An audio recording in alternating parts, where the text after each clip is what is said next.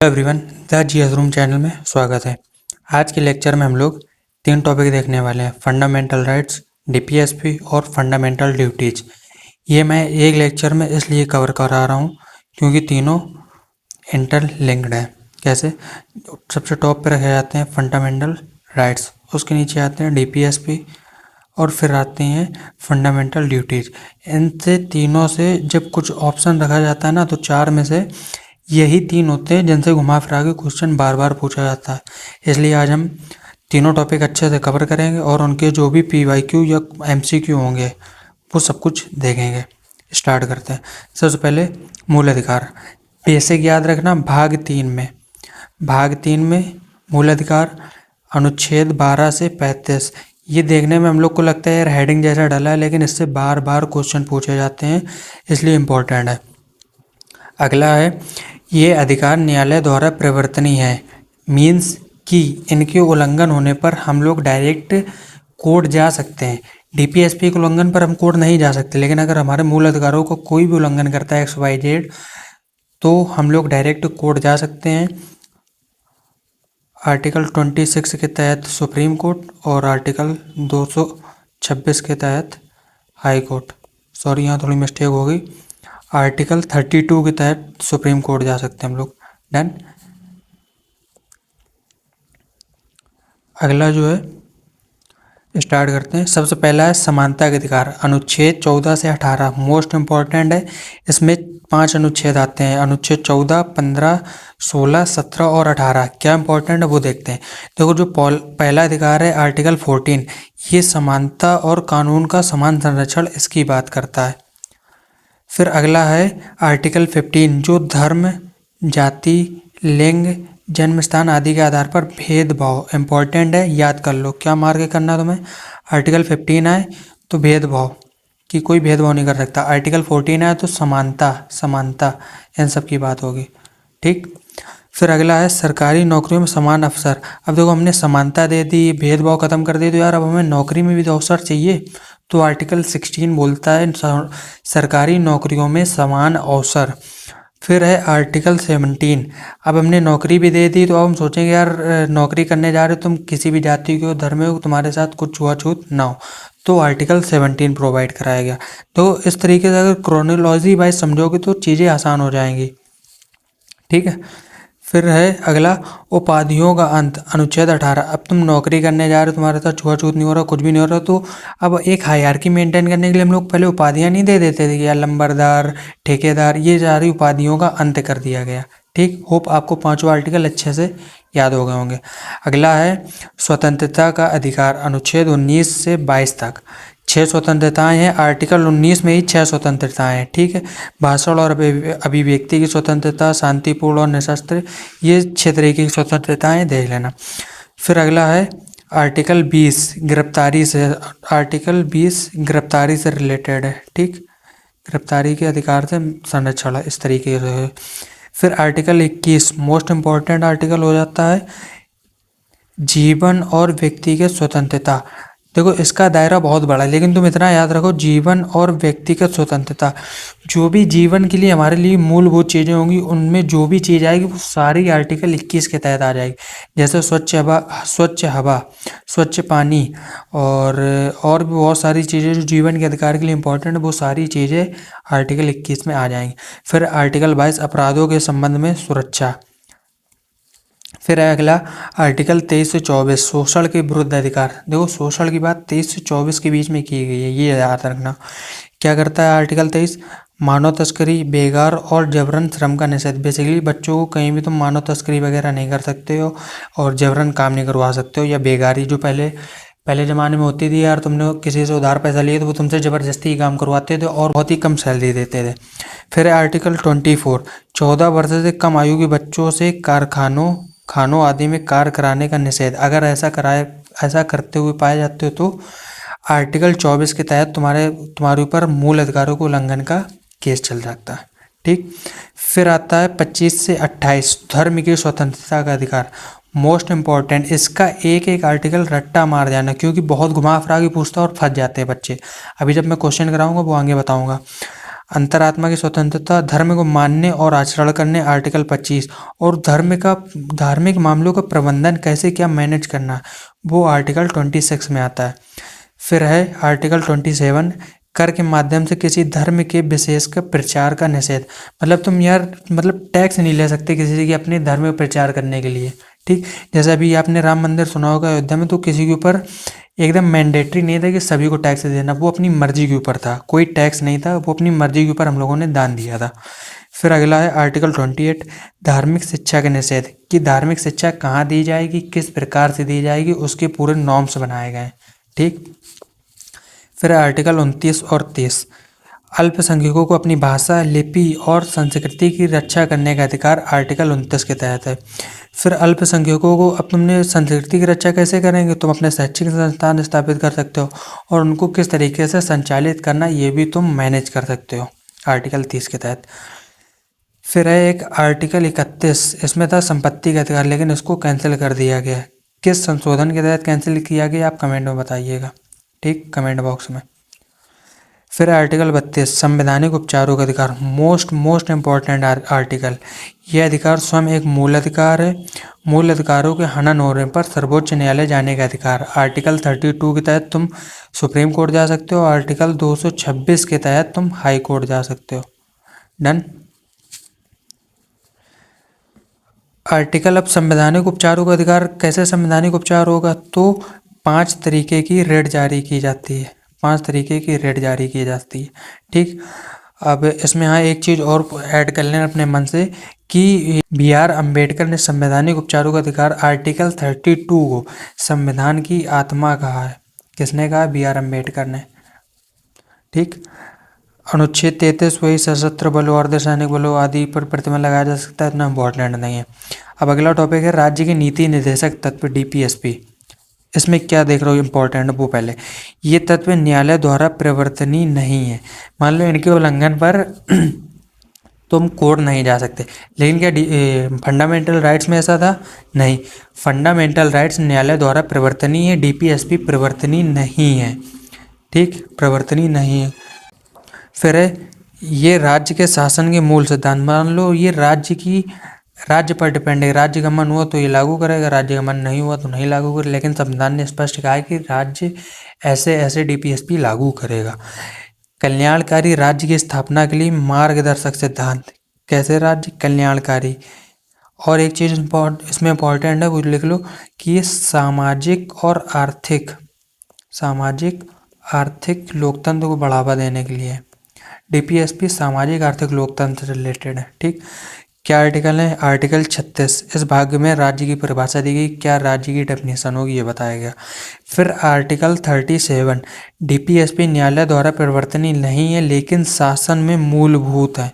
Most important, साफ article 37 में कहा गया कि डीपीएसपी जो है वो न्यायालय द्वारा परिवर्तनीय नहीं होंगे, लेकिन शासन किस तरीके का उसमें मूलभूत है। फिर आर्टिकल 38, लोक कल्याण हेतु सामाजिक, आर्थिक एवं राजनीतिक न्याय, बेसिकली असमानता कम करना। तो अगर तुमसे पूछा असमानता की बात किसमें की गई? आर्टिकल 38, असमानता रिलेटेड टू आर्टिकल 38। फिर आर्टिकल 39, आजीविका संसाधनों का समान वितरण, धन संकेंद्रण रोकना। मान लो कि एक लोग के पास धन नहीं आ पाए, जो आज के टाइम आप देख रहे होंगे जो विपक्षी पार्टी हैं वो बार बार आरोप लगाती हैं कि अंबानी और अडानी के पास धन का केंद्रीकरण हो रहा है, जो लोकतंत्र के लिए खतरा और डीपीएसपी का भी उल्लंघन है। समान वेतन और श्रमिकों एवं बच्चों की सुरक्षा। तो आर्टिकल 39A में समान न्याय एवं निःशुल्क विधिक सहायता।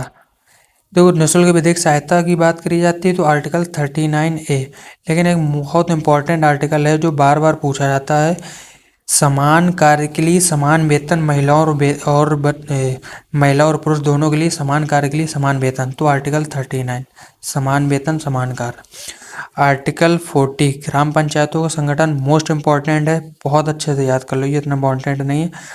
और फिर है आर्टिकल 43, श्रमिकों के लिए निर्बाध मजदूरी, अच्छा जीवन स्तर और कुटीर उद्योग। कुटीर उद्योगों की बात करें तो आर्टिकल 43। डन। उसी के आगे बात करें, उद्योगों के प्रबंधन में श्रमिकों की भागीदारी, बेसिकली ऐसा बोला जाता है कि जो तुम्हारे यहाँ कर्मचारी कार्य कर रहे हैं उन्हें भी किस तरीके से मैनेज करना है और कंपनी किस तरीके का प्रबंधन कर रही है उसमें उनकी भागीदारी बढ़ाओ ताकि उनमें अपनेपन की भावना है और वो बहुत अच्छे से काम कर सके। तो वो आर्टिकल 43 है में।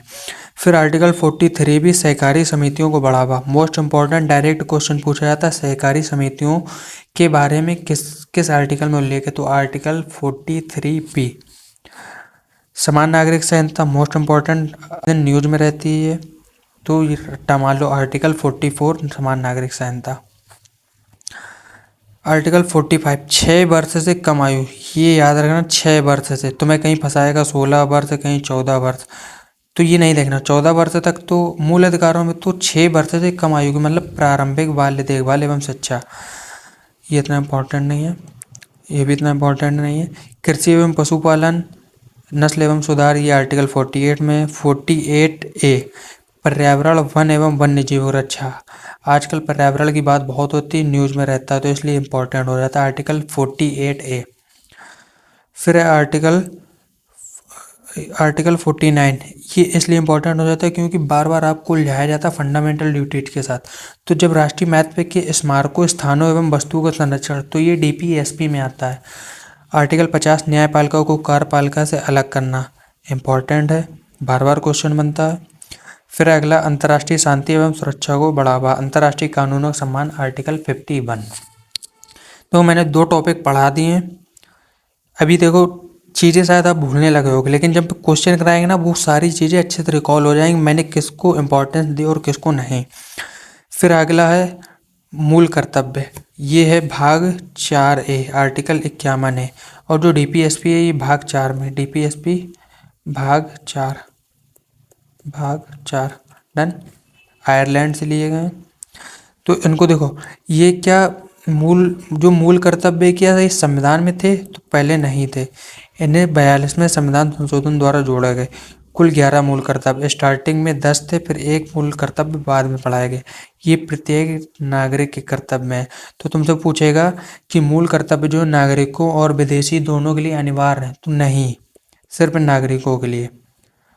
तो क्या है, ये रट्टा मार लेना, वही सब अच्छी अच्छी बातें करी गई हैं जो तुम्हें मूल अधिकार और DPSP में नहीं है, वो तुम्हें मूल कर्तव्य के रूप में दे दी गई। ना ये राज्य करेगा, ना ये तुम्हारे ऊपर बाध्यता है, लेकिन तुम ये करना चाहो तो कर सकते हो, ठीक, इस तरीके से।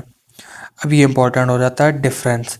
देखो जो मूल अधिकार हैं भाग 3, DPSP भाग 4 और मूल कर्तव्य भाग 4A कैसा स्वरूप है, ये व्यक्तिगत अधिकार हैं, और ये जो DPSP ये राज्य के लिए निर्देश है कि राज्य को निर्देश देता है कि तुम ये काम करो भैया, कल्याणकारी राज्य की स्थापना करो, UCC लागू करवाओ, ग्राम पंचायतों को बढ़ावा दो, तो ये सब राज्य को निर्देश दिए गए। किसने निर्देश दिए, संविधान ने।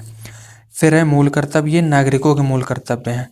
फिर है प्रवर्तना, देखो जो मूल अधिकार है न्यायालय द्वारा प्रवर्तनीय है, DPSP और मूल कर्तव्य ये दोनों न्यायालय द्वारा प्रवर्तनीय नहीं है, ठीक। फिर उद्देश्य, व्यक्ति की स्वतंत्रता की रक्षा की जाती है मूल अधिकारों से, DPSP से कल्याणकारी राज्य की स्थापना की जाती है, और राष्ट्र निर्माण और नागरिक जिम्मेदारी।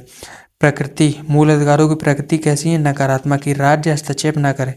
इवन अगर राज्य भी तुम्हारे मूल अधिकारों को या पुलिस तुम्हारे मूल अधिकारों को उल्लंघन करती है तो तुम कोर्ट जा सकते हो, ये राज्य के विरुद्ध दिए गए हैं। DPSP कैसे हैं, सकारात्मक है, ऑब्वियस सी बात है यार, राज्य को अप्रोच किया जा रहा है, निर्देश दिया जा रहा है, सकारात्मक हो गया। और मूल कर्तव्य जो ये नैतिक और सकारात्मक है, डन। अब देखो कुछ इंपॉर्टेंट फैक्ट हैं। गरिमामय जीवन आर्टिकल 21 और निजता का अधिकार, ये भी आर्टिकल 21 में दिया गया, निजता बार बार पूछा जाता। शिक्षा का अधिकार 6 से 14 वर्ष, आर्टिकल 21A। अगर तुमसे पूछा जाए 6 से 14 वर्ष तो आर्टिकल 21A। अगर वहीं पूछ लिया जाए कि 6 वर्ष तक की प्रारंभिक, तो आर्टिकल 45A और DPSP। दोनों डिफरेंट चीज़ें, बहुत कन्फ्यूजन करता है, ठीक। फिर अगला संपत्ति का अधिकार, यह अब मूल अधिकार नहीं, यह अब संवैधानिक या वैधानिक अधिकार है, आर्टिकल 301 के तहत। आपातकाल में कुछ अधिकार निलंबित हो सकते हैं, आर्टिकल 358 और 359 के तहत। यानी जो मूल अधिकार है ये परमानेंट नहीं है, डन। होप मैंने तीनों चीज़ें अच्छे से पढ़ा दी होंगी। याद करना देखो आपका काम है, मैं अप्रोच बता सकता हूँ किस तरीके से तुम याद कर सकते हो, ठीक। अब क्वेश्चन सॉल्व करते हैं। अब देखो हम लोग आज मूल अधिकार, फंडामेंटल राइट्स और जो फंडामेंटल ड्यूटीज हैं उन टॉपिक्स के कुछ क्वेश्चन देखने वाली। ये सारे PYQ हैं, किसी न किसी एग्जाम्स में आए हैं। ठीक, तो पहला क्वेश्चन, निम्नलिखित में से कौन एक सुमेलित नहीं है, ये बताना है कौन सा गलत है। देखो भाग 2 अभी हमने पढ़ा नागरिकता, तो ये सही है। भाग 3 अभी हमने पढ़ा मूल अधिकार, ये सही है। भाग 4 राज्य की नीति निर्देशक तत्व अभी हमने पढ़ा, तो ये भी सही है। भाग 5 मूल कर्तव्य, क्या सही है? नहीं। मूल कर्तव्य फिर किस में? मूल कर्तव्य जाते हैं भाग 4A में। डन। अभी देखो अभी भी चीज़ें बताई, सिंपल चीज़ें हैं लेकिन बहुत उलझाता है। जब भी आपको वाइट पेपर मिलता है ना, तो एग्ज़ाम हॉल में काम नहीं करता दिमाग, बहुत ज़्यादा कन्फ्यूजन होता है। तो आप इस तरीके से कॉन्सेप्ट क्लियर रख सकते हैं कि पहले कॉन्सेप्ट पढ़ा, फिर उसके बाद थोड़े PYQ या MCQ देख प्रैक्टिस कर ली, तो उससे आपकी चीज़ें पक्की हो जाएंगी। हाँ, जो मैंने पढ़ा वो मुझे आ रहा है। फिर है, निम्नलिखित में से भारत में मौलिक कर्तव्य कौन सा है? उसने पूछा मौलिक कर्तव्य क्या है। न्यायपालिका से कार्यपालिका का पृथक्करण। अब देखो ये हम लोगों ने अभी आर्टिकल 50 में पढ़ा है। किसमें पढ़ा? DPSP में। तो ये तो नहीं होगा, तो इसको काट दो। फिर हमारी मिली जुली संस्कृति की समृद्ध विरासत को संरक्षित करना। हाँ भाई, हो सकता है ये, पर इसको क्वेश्चन मार्क करते हैं, हम अभी श्योर नहीं है इसलिए। ठीक। फिर अगला, बच्चों के लिए मुफ्त एवं अनिवार्य शिक्षा, अभी हम लोगों ने पढ़ा है आर्टिकल 21A, ये भी मूल अधिकार है। फिर छुआछूत की परंपरा को समाप्त करना, अभी हम लोगों ने आर्टिकल 17 पढ़ा है क्या? ये वही है। तो हमें लगता है हमें अपना आंसर मिल गया, क्योंकि जो मैं देखो पहला वाला तो नहीं होगा, ये DPSP हो गया, ये मूल अधिकार हो गए दोनों। तो क्या बचा? ये बचा हमारी मिली जुली संस्कृति और विरासत, तो ये राइट आंसर हो जाएगा। उसने पूछा मौलिक कर्तव्य कौन सा है, तो मैं यही बता रहा हूँ कि ये तीनों चीज़ें इंटरलिंक करती हैं। अगर आपने अच्छे से 2 टॉपिक भी पढ़ लिए तो तीसरे का अगर आपको हल्की हल्की जानकारी है, तो मुझे ये नहीं पता था, श्योर नहीं था मैं, लेकिन क्या आंसर निकल आया? हाँ। फिर अगला, निम्नलिखित में से किसकी संस्कृति पर भारतीय संविधान में मूल कर्तव्य शामिल किए गए? मूल कर्तव्य किसकी संस्कृति पर शामिल किया है? देखो मूल अधिकार, मूल कर्तव्य जो थे वो मूल संविधान में नहीं थे, तो जब बाद में शामिल किए तो किसी न किसी ने सिफारिश की होगी ना, तो इसका डायरेक्ट आंसर हो जाएगा स्वर्ण सिंह समिति ने सिफारिश की थी। ठीक, इंपॉर्टेंट है, रट्टा मार लेना कि स्वर्ण सिंह समिति की सिफारिश के आधार पर फंडामेंटल ड्यूटीज को आर्टिकल 51A के तहत शामिल किया गया है। अब देखो पूछता, भारतीय संविधान के भाग 4 में दिए गए निर्देशित सिद्धांतों DPSP निम्न में से कौन सा सूचीबद्ध है? ये पूछ रहा है DPSP में कौन कौन सा है। देखो समान कार्य के लिए समान वेतन, अभी हम लोगों ने आर्टिकल 39 ने देखा है क्या? हाँ देखा है, तो ये हो जाएगा। समान नागरिक संहिता, अभी हम लोगों ने आर्टिकल 44 में UCC देखा है, ये भी हो जाएगा। छोटे परिवार का मानदंड, भाई ऐसा कुछ तो हमने कहीं नहीं पढ़ा, ना DPSP में पढ़ा है, ना फंडामेंटल राइट्स में पढ़ा और ना ही फंडामेंटल ड्यूटीज में। जब हमने पढ़ा नहीं तो ये होगा भी नहीं, तो इसलिए ये गलत हो जाएगा। तो हमारा आंसर क्या हो जाएगा? ओनली 1 और 2। ठीक है, सिंपल चीज़ है, जो पढ़ा उस पर श्योर रहो, जो नहीं पढ़ा उसको छोड़ दो। निम्न में से कौन एक राज्य की नीति निर्देशक सिद्धांतों में सम्मिलित है? ये पूरा DPSP में क्या शामिल है? ठीक, देखो पढ़ते हैं, राज्य देश के पर्यावरण के संरक्षण तथा संवर्धन का प्रयास करेगा।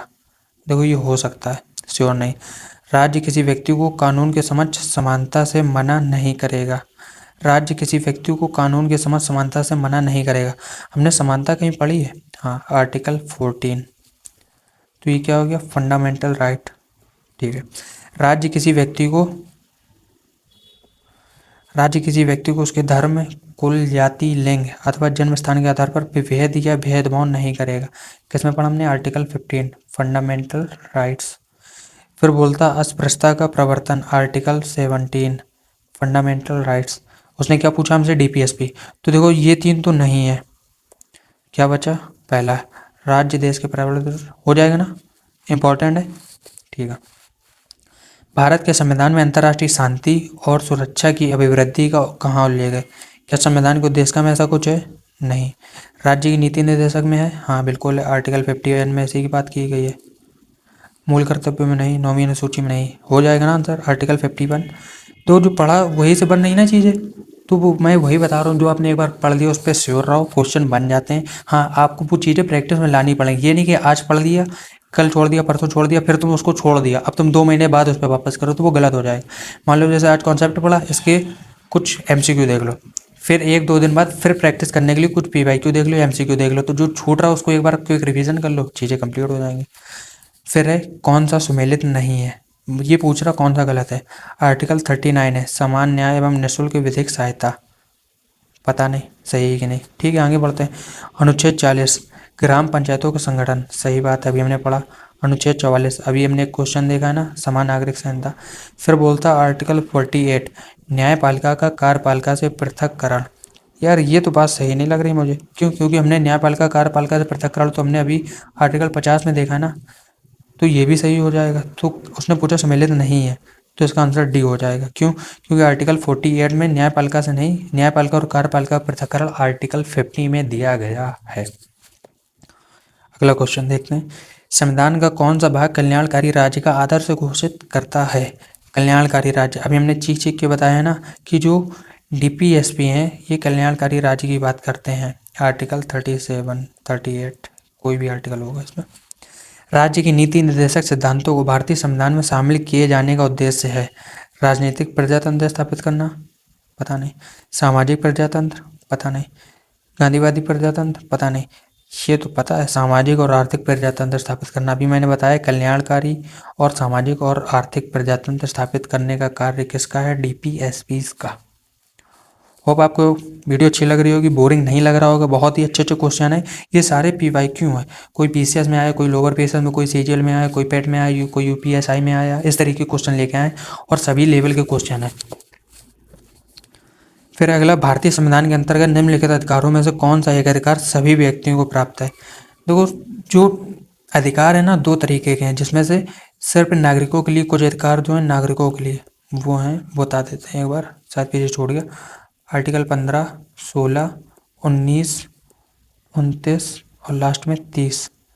जो 15, 16, 19, 29, 30 जो ये आर्टिकल है, ये सिर्फ नागरिकों को प्राप्त है। अब उसने पूछा एक अधिकार सभी व्यक्तियों को प्राप्त है, चाहे वो नागरिक हो या विदेशी हो, वो ये पूछना चाह रहा। तो हमें पहले एलिमिनेट करना पड़ेगा। विधि के समान संरक्षण का अधिकार, ये आर्टिकल 14 में। भेदभाव के विरुद्ध, ये आर्टिकल 15। अभिव्यक्ति की स्वतंत्रता 19। संस्कृति एवं शैक्षणिक अधिकार 29। अब देखो उसने क्या पूछा, सभी व्यक्तियों को प्राप्त है। क्या आर्टिकल 15 सभी व्यक्तियों को प्राप्त होगा? नहीं, ये सिर्फ नागरिकों के लिए, तो ये गलत हो जाएगा। क्या आर्टिकल 19 सभी व्यक्तियों को प्राप्त होगा? नहीं, ये भी गलत हो जाएगा, सिर्फ नागरिकों के लिए। आर्टिकल 29 सभी व्यक्तियों को प्राप्त होगा? नहीं, ये भी गलत हो जाएगा।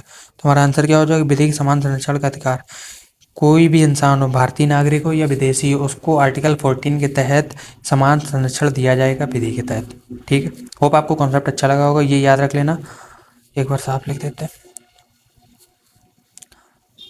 आर्टिकल 15, 16, 19, 29 और 30, ये 5 आर्टिकल जो हैं जो सिर्फ भारतीयों को प्राप्त है।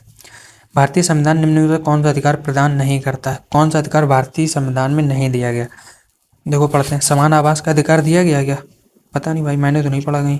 समानता का अधिकार, हाँ बिल्कुल, आर्टिकल 14। स्वतंत्रता का अधिकार आर्टिकल 19। धर्म पालन करने का अधिकार आर्टिकल 25। तो आंसर क्या हो जाएगा? इसका आंसर ए हो जाएगा, क्योंकि समान आवास का अधिकार किसी आर्टिकल में नहीं पढ़ा। ना हमने इसको फंडामेंटल राइट्स में पढ़ा, ना फंडामेंटल ड्यूटीज़ में पढ़ा, और ना ही डीपीएसपी में पढ़ा। जब इनमें नहीं है तो क्या ये संविधान में लिखित है? नहीं लिखित है। समान आवास का अधिकार किसी प्रकार का अधिकार नहीं है। फिर अगला, निम्नलिखित में से किस एक अधिकार को डॉक्टर बी.आर. अम्बेडकर द्वारा संविधान की आत्मा कहा गया है? मैंने अभी ऊपर बताया था आर्टिकल 32। आर्टिकल 32 किसकी बात करता है? संवैधानिक उपचार का अधिकार, जिसके उल्लंघन पर हम लोग सुप्रीम कोर्ट जा सकते हैं। फिर संविधान के अंतर्गत मूल अधिकारों का संरक्षक कौन है? इमेजिन करो यार, मूल अधिकारों का संरक्षक कौन होगा? क्या कोई सरकार होगी? नहीं। क्या कोई राष्ट्रपति? नहीं। मंत्रिमंडल? यार हमें विश्वास ही नहीं रहता। अभी देख लो, सत्ता में जो लोग बैठे हैं हम लोग उनके ऊपर विश्वास नहीं करते हैं, अजीब अजीब लोग हैं। तो एकदम जो बायस्ड नहीं है, जो सारी चीज़ों से दूर है, वो कौन है? सर्वोच्च न्यायालय, एकदम स्वतंत्र है। तो हम उसे बोल सकते हैं कि हाँ यार ये मूल अधिकारों को संरक्षक है। कैसे? आर्टिकल 32, आर्टिकल 226 रेट के तहत हम लोग जा सकते हैं। निम्नलिखित युग्मों में से कौन सा एक सही सुमेलित नहीं है? यही बताना कौन सा गलत है। देखो, मानव दुर्व्यवहार तथा बलात्श्रम का प्रतिषेध, आर्टिकल 23 सही। अल्पसंख्यक वर्गों के हितों का संरक्षण, आर्टिकल 29 हो सकता है। संवैधानिक उपचारों का अधिकार आर्टिकल 32 सही है। शिक्षा संस्थानों की स्थापना तथा प्रशासन करने का अल्पसंख्यक वर्गों का अधिकार आर्टिकल 31। कैसे हो जाएगा भाई, आर्टिकल 31 तो है ही नहीं अब संविधान में। इसमें जो पहले था संपत्ति का अधिकार, अब है ही नहीं, ये कैंसिल हो गया। तो क्या ये होगा? नहीं, इसलिए ये आंसर हो जाएगा अपना डी। ठीक। लास्ट क्वेश्चन, निम्नलिखित मूल अधिकारों को किस संवर्ग में अस्पृश्यता के रूप में किए गए विभेदन के विरुद्ध संरक्षण समाविष्ट है? अब देखो तुम लोग दिमाग लगाओगे बहुत ज़्यादा कि यार अस्पृश्यता अच्छा सोशल से रिलेटेड है, तुम पहला ऑप्शन पढ़ोगे मार दोगे टक से कि ऑप्शन है, पर वहीं तुम्हारा क्वेश्चन हो जाएगा गलत। उसने अस्पृश्यता पूछा। अब इसको देखो किस आर्टिकल के तहत आता है? 17। आर्टिकल 17 किस में आता है? 14 से 18 के बीच। 14 से 18 में क्या बात करते हैं हम लोग? समानता की, समता की, समानता की। तब देखो यार समता का अधिकार कहाँ दिख रहा है? लास्ट में। तो इसका आंसर होगा समता का अधिकार ऑप्शन डी। मैं ये बता रहा हूँ कि लैंग्वेज बहुत लेंदी होती, पहले चारों ऑप्शन पढ़ना सीख लो। हमें पता है मोस्ट ऑफ द लोग यही गलती करते हैं, अस्पृश्यता देखा अच्छा सोशल रिलेटेड मार दोगे टक्के से, लेकिन उसको डिकोड करो ना। अस्पृश्यता हमने 17 में पढ़ा, 17 किस में आता? 14 से 18 के बीच में। 14 से 18 में किसकी बात करी? समता की, डायरेक्ट हो जाए। होप आपको वीडियो अच्छी लगी होगी। 3 टॉपिक मोस्ट इंपॉर्टेंट जो मैंने कवर करा दिए, सभी एग्जाम्स के लिए इंपॉर्टेंट, लेकिन मोस्ट ऑफ द अभी हम लोग पीटी जो है 2026 उसकी तैयारी कर रहे हैं। तो एक वीडियो में हम लोगों ने, वीडियो लगभग आधे घंटे की हुई होगी, 3 टॉपिक प्लस PYQ करवा दिए हैं। तो आप समझ सकते हो किस लेवल का कंटेंट मैं प्रोवाइड करा रहा हूँ। क्वालिटी कंटेंट है। होप आपको वीडियो अच्छी लगी होगी, और अगर वीडियो अच्छी लगी अपने दोस्तों में शेयर भी कर देना। मिलते हैं नेक्स्ट वीडियो में कुछ अच्छे टॉपिक्स के साथ।